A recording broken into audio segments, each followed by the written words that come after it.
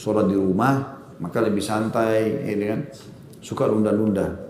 Makanya kami sarankan ibu-ibu terutama, begitu azan, tutup semua aktivitas. Azan langsung sholat. Coba rasakan setelah itu. Seperti ada beban berat yang lepas dari punggung kita, dari pundak kita. Sudah selesai sholat. Dan memang Allah subhanahu wa ta'ala termasuk amal yang paling ia cintai adalah sholat di awal waktunya. Waktu ditanya kepada Nabi SAW dalam hadis Bukhari oleh seorang sahabat, amal apa yang paling Allah cintai? Kata Nabi SAW, as-salatu ala waktiha.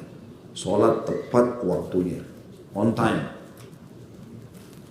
Dan ini tentu lebih besar pahalanya. Sampai kalau ibu-ibu masuk ke masjid misalnya, mau sholat berjamaah, pas dapat misal duhur tahiyat terakhir. Kita takbir duduk, itu lebih afdal daripada tunggu jemaah kedua. Karena makin dekat dengan awal waktu makin besar pahalanya. Makanya jangan tunda-tunda. Jangan tunda-tunda. Apalagi kita tidak tahu, mungkin meninggal. Atau mungkin, misal waktu isya panjang, ibu belum datang haid.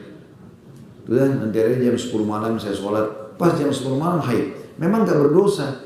Tapi kalau dia meninggal di masa haidnya, semestinya dia bisa dapat pahala sholat isya. Tapi dia gak dapat.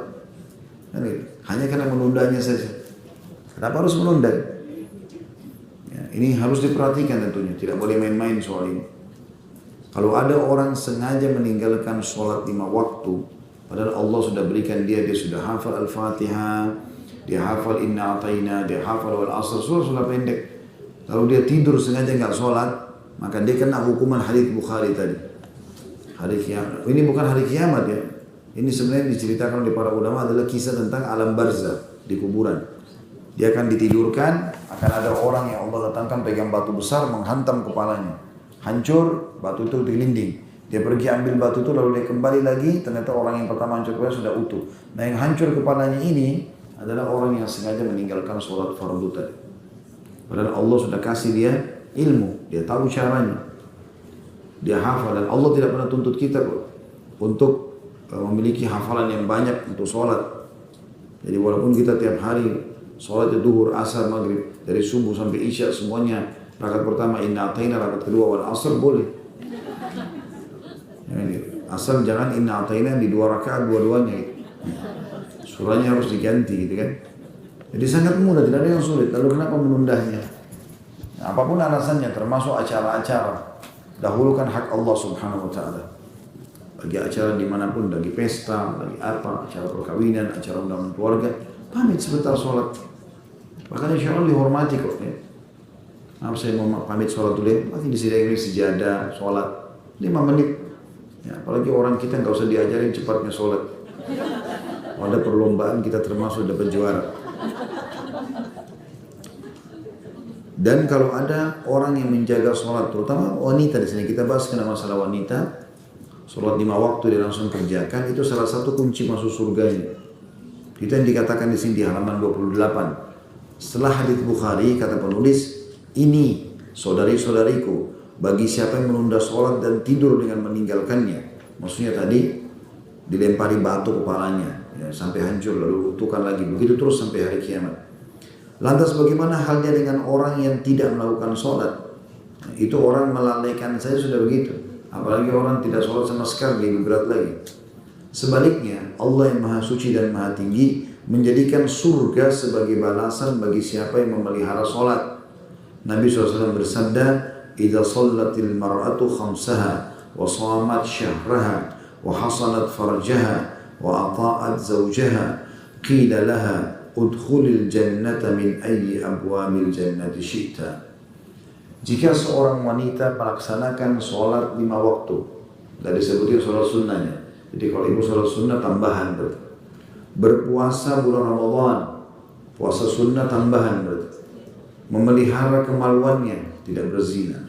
Dan mentaati suaminya. Kalau masih punya suami dia layani, dia taati selama bukan kemaksiatan. Maka yang dikatakan kepadanya, masuklah ke dalam surga dari pintu surga mana saja yang kamu sukai. Maksudnya pada saat dia mati. Jadi 4 hal ini dijaga. Azan, sholat langsung. Apapun konsekuensinya tinggalkan. Tapi kan saya lagi layani suami, saya lagi layani orang tua. Kalau ketemu hak wajibnya Allah sama hak wajib makhluk, yang kita dahulukan siapa? Allah. Kita kalau lagi sholat duhur, Allahu Akbar, suami panggil fulana, orang tua kita panggil fulana, kita nggak usah batalin. Kalau sholat sunnah, lagi sholat qobliyah, sholat ba'diyah, sholat duha, dipanggil suami, batalin. Karena menjawab panggilan dia wajib. Tapi kalau ketemu dengan hak wajibnya Allah, nggak boleh kita batalin. Kita dahulukan. Maka tinggalkan semuanya untuk sholat. Kemudian pesan yang kedua adalah berpuasa Ramadan. Maksud di dalamnya rincian ulama adalah menjaga puasa Ramadan supaya tidak punya utang. Gimana caranya Ustaz? Ya minum obat. Sudah boleh kan kata ulama, obat penunda haid. Ya. Jadi supaya tidak utang Ramadan. Ya. Ini tidak ada utang. Ya boleh kan, saya sudah bilang boleh. Sama Ramadan juga. Kalau umrah boleh, kenapa Ramadan nggak boleh? Supaya tidak punya utang. Itu keringanan. Zaman dulu ibu-ibu belum punya itu. Sekarang ada kemudahan, jadi mudahkan. Masuk dalamnya, kalaupun tidak minum obat penunda haid, maka tidak menunda membayar utang Ramadan. Habis lebaran, sehari dua hari, anggaplah seminggu, ketupatnya soalnya masih banyak. Habis itu puasa, bayar utangnya 3 hari. Ini 11 bulan ke depan, 10 bulan baru bayar. Ada seorang ibu di pengajian begitu tanya saya, Ustaz, apa yang harus saya lakukan? Saya punya utang Ramadan 2 minggu.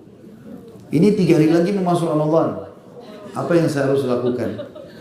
Saya jawab, kesian Ustaz kadang-kadang. Karena pesawat sudah patah sayapnya, Ustaz selamatin. Mana ibu 11 bulan ke lalu? Sekarang sudah kepepet baru tanya Ustaz, apa boleh jawab? Ya sudah, puasa 2 hari itu. Tidak boleh puasa 3 hari ya. Karena hari syak, hari keraguan, masuk Ramadan atau tidak, hari terakhir Syaban nggak boleh puasa. Udah tinggal 2 hari. Ya sisanya kalau 14 hari itu kan 12 hari nanti dibayar habis Idul Fitri. Tapi harus diikuti dengan taubat, nggak boleh. 11 bulan kemana aja. Nggak boleh. Dan itu kalau kita meninggal punya utang, walinya, ahli warisnya harus bayarkan.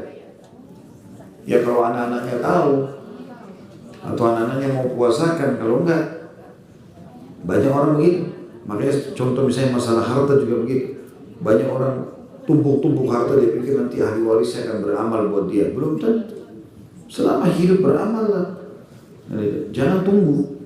Mereka juga punya kebutuhan pada saat kita sudah meninggal gitu kan. Nah, kita yang beramal, kita yang bangun masjid, kita yang bangun anak yatim, rumah anak yatim dan segala macam. Makanya Nabi SAW mengatakan, siapa yang lebih suka hartanya, dia kelola atau ahli waris atau ahli waris yang kelola hartanya. Kata para sahabat, ya Rasulullah, kami pasti lebih suka kalau kami kelola harta kami. Kata Nabi SAW, yang kau infakkan selama kau hidup, itu hartamu yang sebenarnya. Yang kau tinggalkan pada saat kau meninggal karena kau tidak sedekah, itu adalah harta ahli waris. Allahu a'lam mereka sedekah atau tidak. Jadi nggak boleh nunda gitu. Ya. Jadi ini pesan yang kedua, Ramadan. Nggak boleh tunda pembayaran utangnya atau usahakan tidak punya utang. Ya. Saya kan menyusui Ustaz, saya hamil, coba dulu sahur yang cukup, ya, buka puasa yang cukup. Kalau tidak bisa baru batal. Tapi kalau enggak bisa. Istri saya waktu hamil, dia tanya saya gimana? Saya motivasi, coba sahur yang cukup, minum vitamin, minum susu segala macam. Coba puasa. Masya Allah sebulan Ramadan full puasa. Nggak ada kendala, nggak ada masalah. Anak-anaknya sehat juga gitu. Yang penting tergantung niatnya. Innamal a'malu binniyat. Kalau selalu lemahkan diri, kayaknya saya nggak bisa.